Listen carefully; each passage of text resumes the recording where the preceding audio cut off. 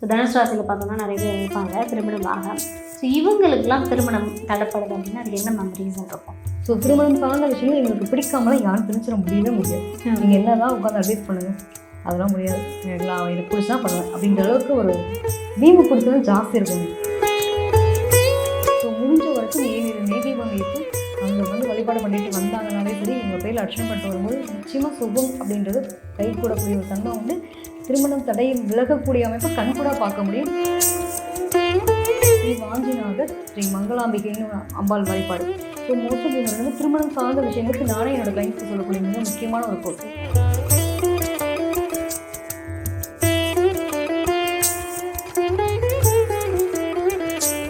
தனுசு ராசி என்பர்கள்மா. ஸோ இந்த தனுசு ராசி என்பர்களுக்கு திருமணமானது எப்படி நடக்க போகுது? நிச்சயமா, அதாவது தனுசு ராசியை பொறுத்த வரைக்கும் எப்படின்னா தனித்துவங்க. நாங்கள் வந்து இப்படி தான் அப்படின்ற மாதிரி சில நிலைப்பாடுகள் இருக்கும் இல்லையா. ஸோ குரு அதிபனாக இருக்காங்க. அப்போ இவங்க எப்படி இருப்பாங்க அப்படின்னா தனித்துவமாக இருப்பாங்க. எப்பயுமே வந்து சுயமரியாதை கௌரவத்தை ரொம்ப விரும்பக்கூடியவங்களாக இருப்பாங்க. நம்ம ஒரு விஷயம் பிடிச்சா கூட சரி, இது நம்மளோட பேரை கெட்டு போயிடுமோ, அவமானப்பட்டுருவோமோ அப்படின்ற மாதிரி நிலைப்பாடுகளும் உண்டு. ஸோ அந்த மாதிரியான நம்ம ரொம்ப கௌரவத்தை எதிர்பார்க்கக்கூடியவங்களா இருப்பாங்க. அதாவது சுயமரியாதை கௌரவம் ரொம்ப முக்கியம்னு எதிர்பார்ப்பாங்க. அதே மாதிரி இவங்களுக்கு எல்லா இடத்துலையும் ப்ரியாரிட்டி கொடுக்கணுன்றதை எதிர்பார்ப்பாங்க. அதாவது ஒரு வாத்தியாராக இருக்காங்க, அவங்க கிட்ட போயிட்டு அவங்களுக்கு அட்வைஸ் பண்ண பிடிக்குமா? நோ. எப்பேற்பட்ட ஆளாக இருந்தாலும் இன்றைக்கி இருக்கிற ட்ரெண்டிங்கில் இருந்தால் கூட சரி, இன்றைக்கி நீங்கள் கனெக்டட் அப்போ ஏஐ டெக்னாலஜி வந்தால் கூட நீங்கள் அதை கொண்டு போய் அவங்ககிட்ட உங்களுக்கு இது தெரியலன்றதை சொன்னால் அக்செப்ட் பண்ணிக்க முடியுமா அவங்களால? அவங்களா பார்த்து கூட தேடி தெரிஞ்சுக்கணுமே தவிர்த்து அதை கெத்து விடாமல் இருக்கணும்னு நினைக்கக்கூடிய ஆள். ஸோ அப்போ இப்படிப்பட்டவங்களுக்கு வந்து இந்த காதல் அப்படிங்கிற ஒரு விஷயம் வரும்போது பார்த்திங்க அப்படின்னா ஒரு எக்ஸ்ட்ரீம் 2 எக்ஸ்ட்ரீமான நபர்கள் உண்டு. ஏன்னா இங்கே வந்து புதனுடைய பார்வையும் விடக்கூடிய இடம். புதன் வந்து இரட்டைத்தன்மை இருக்கும், சரிங்களா. 7ஆம் இடம்ன்றது புதனுடைய பார்வை. அப்போ இவங்களுடைய ராசிக்கு 7ஆம் இடமே புதனுடைய பார்வை இருக்குது. அப்போ இரட்டைத்தன்மை. ஒரு பக்கம் விரும்பிட்டாங்க அப்படின்னா எனக்கு பிடிக்கிற அளவு நான் என்ன வேணால் பண்ணுறேன், ரிஜிஸ்டர் கூட பண்ணுவேன். சூரியன் உச்சம் 5ஆம் இடம், செவ்வாவோட வீடு, வேகமாக துடிப்பா யார் இருந்தாலும் என்ன வேணால் பண்ணுங்க, நான் போலீஸ் ஸ்டேஷன் போகிறேன், நான் கம்ப்ளைண்ட் பண்ணுறேன், அந்த அளவுக்கு கொண்டு போகிறது. இன்னொரு பக்கம் பார்த்தீங்கன்னா சுயமரியாதை கௌரவம் இருக்குது. காதலை தியாகம் பண்ணுறேன், என் அம்மா அப்பா வாழ்க்கை முக்கியம், எங்கள் அப்பா சேர்த்து வச்ச கௌரவம் முக்கியம், அதெல்லாம் நான் விட முடியாது அப்படின்னு வாழக்கூடிய நபர்களும் உண்டு. ஸோ முழுக்க பார்த்தீங்க அப்படின்னா இந்த சுயம் சார்ந்த விஷயங்களுக்கு ரொம்ப முக்கியத்துவம். அதே மாதிரி மோஸ்ட் ஆஃப் இதில் இருக்க பூராட நட்சத்திரம் போராடக்கூடிய தன்மை இருக்கும். சுக்கிரன் நிறைய பேருக்கு திருமணத்தில் தடை இருக்கும், தாமதத்தோட திருமணம் நடக்கக்கூடிய நிலை இருக்கும். சில பேருக்கு தான் திருமண வாழ்க்கையை எடுத்துப்பாங்க, பட் வீட்டில் ஒத்துக்கலைன்ற மாதிரி. அதாவது இது ரொம்ப கம்ஃபர்ட்டாக அமைஞ்சிருச்சுன்னா சில பேருக்கு இப்படி நிலைகள் இருக்கும். புரிஞ்ச அவங்களோட ஜாதக ரீதியாக பார்க்கும்போது கொஞ்சம் தடை தாமதம் ஆகுது அப்படின்னா இவங்க விட்டு கொடுத்து புரிஞ்சு அண்டர்ஸ்டாண்டிங்கோட கல்யாணம் பண்ணிக்கிறது ரொம்ப பெஸ்ட்டாக இருக்கும். இவங்களை பொறுத்த வரைக்கும் என்ன அப்படின்னா அந்த காதல் சார்ந்த விஷயங்கள் வரும்போது தனித்துவத்தையும் முக்கியத்துவத்தையும் விரும்புகிறாங்க இல்லையா, இதை கொடுக்க மறுக்கிறாங்க அப்படிங்கிறது தான் அங்கே பெரிய பிரச்சனையாக மாறும். ஸோ திருமணம் சார்ந்த விஷயங்கள் எங்களுக்கு பிடிக்காமலாம் யாரும் தெரிஞ்சிட முடியவே முடியாது. நீங்கள் என்ன தான் உட்காந்து அட்வைஸ் பண்ணுங்கள், அதெல்லாம் முடியாது. எனக்கு பிடிச்சா பண்ணுவேன் அப்படின்ற அளவுக்கு ஒரு வீம்பு பிடிச்சது ஜாஸ்தி இருக்குங்க. ஓகே, இவங்ககிட்டலாம் அட்டம் பிடிக்க தெரியணும்னு வாங்கல, உண்மையிலேயே அடம் பிடிக்கவும் கற்றுக்கலாம், நல்லா ஆசை நடக்கவும் கற்றுக்கலாம், எல்லாமே இருக்கும் உங்கள்கிட்ட. ஓகே. ஸோ தனுசு ராசியில் பார்த்தோம்னா நிறைய பேர் இருப்பாங்க திருமணமாக. ஸோ இவங்களுக்கெல்லாம் திருமணம் தடைப்படுது அப்படின்னா அது என்ன மேம் ரீசன் இருக்கும்? மோஸ்ட் ஆஃப் இவங்களுக்கு திருமணத்தடைக்கான ரீசன் இவங்களுக்கு எதிரி இவங்க தான், வேறு ஒன்றுமே கிடையாது. இவங்க ரூல்ஸ் அண்ட் ரெகுலேஷன்ஸ் வச்சு இவங்களுக்கு ஒரு லைஃப் ஸ்டைலை வாழ்ந்துட்டு இருக்காங்கன்ற பட்சத்தில் இதை வந்து புரிஞ்சுக்கக்கூடிய ஒரு ஆள் வர்றது அப்படின்றது ரொம்ப முக்கியம். மோஸ்ட் ஆஃப் குரு இவங்களுக்கு 5ஆம் இடமே செவ்வாவோட வீடாக இருக்கும். ஸோ குரு செவ்வாய் வம்பு வழக்கு பஞ்சாயத்துன்றது மாதிரி ஏதோ ஒரு வகையில் கொண்டு போய் கனெக்ட் பண்ணி விட்டுரும். இன்னொன்று சுயமரியாதை கௌரவம். ஒன்று இவங்க பக்கம் கரெக்டாக இருந்தது, இவங்களுக்குள்ள நல்ல ரிலேஷன்ஷிப் இருக்குன்னா இவங்களுடைய பேரண்ட்ஸ்னால இஷ்யூஸ் வரும். இவங்களோட 12ஆம் இடம் செவ்வாய். ஸோ மோஸ்ட் ஆஃப் வந்து அந்த கருத்து வேறுபாடுகள் அப்படிங்கிறது இவங்களுடைய கோபத்தினாலையும் வேகத்தினாலையும் அவசர முடிவுகள் எடுக்கிறதுனாலையும் வரக்கூடிய பிரச்சனையாக இருக்கும். ஓகே. இன்னொன்று ஈகோனால் வரக்கூடிய விஷயம். ஸோ இது ரெண்டுத்தையும் மட்டும் பார்த்துட்டா போதுமானது. Okay ma'am. ஸோ இப்போ தனுஷ் ராசிக்கு திருமண தடை ஏற்படுது அப்படின்னா எந்த கோவிலுக்கு போயிட்டோம்னா அவங்களுக்கு திருமண தடை?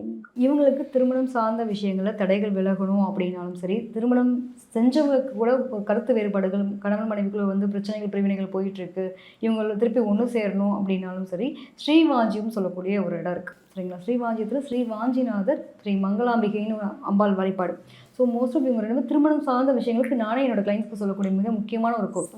இந்த ஸ்தலத்துக்கு போயிட்டு வந்தாங்கனாலே ஒரு வாழ்க்கையில் திருமணம் சார்ந்த விஷயங்கள் தடை தாமதம் அப்படிங்கிறது எல்லாம் விலகும். கணவன் ஒற்றுமை ஒரு அதாவது சுகம்னு சொல்லுவோம் இல்லையா, ஒரு கணவன் மனைவி தாமத்தியம் சார்ந்த விஷயங்கள் எல்லாமே கிளியர் பண்ணக்கூடிய தன்மை இந்த கோயிலுக்கு உண்டு.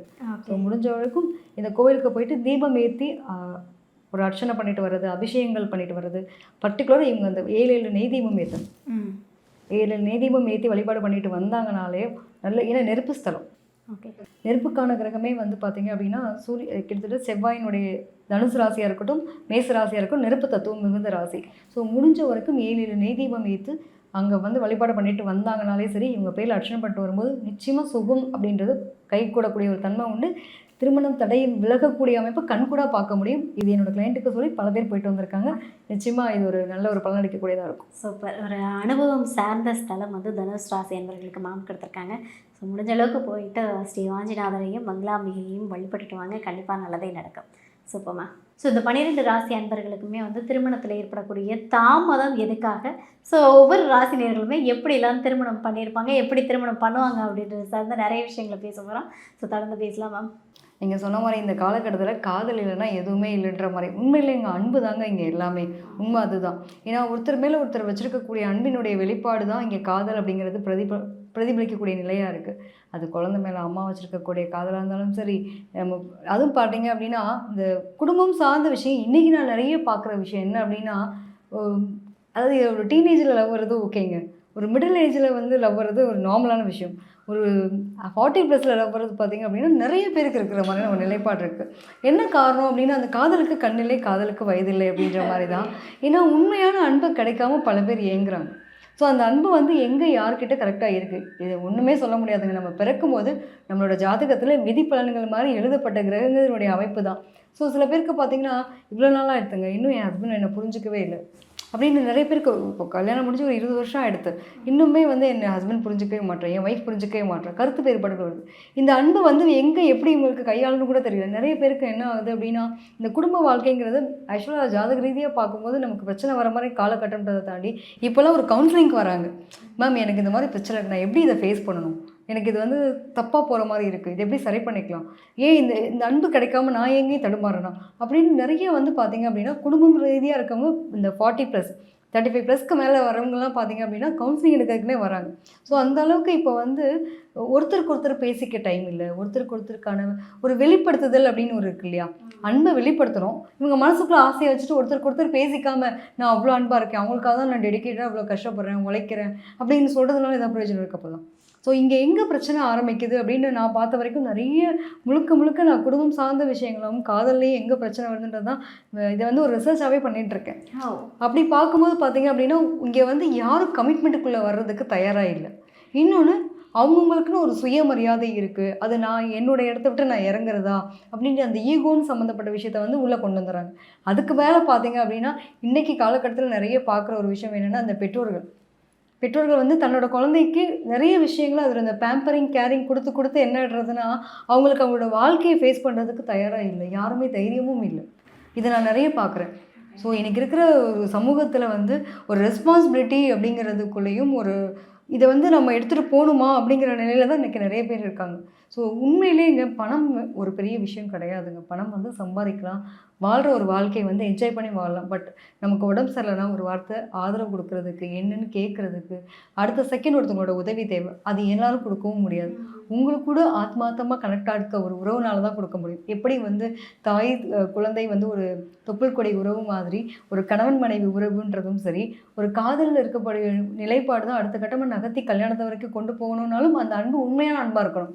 ஸோ இது எல்லாத்தையுமே நீங்கள் அனலைஸ் பண்ணாமல் எதுவுமே பண்ண முடியாது. ஸோ உங்களோட வாழ்க்கையில் காதல், திருமணம், இது ஒரு உறவு அப்படிங்கிறது கண்டிப்பாக வேணும். அது உண்மையான உறவாக தக்க வைக்கிறதும் அந்த உண்மையான உறவாக நீங்கள் நடந்துக்கிறதும் அவங்களுடைய ஜாதக ரீதியான விஷயங்கள்.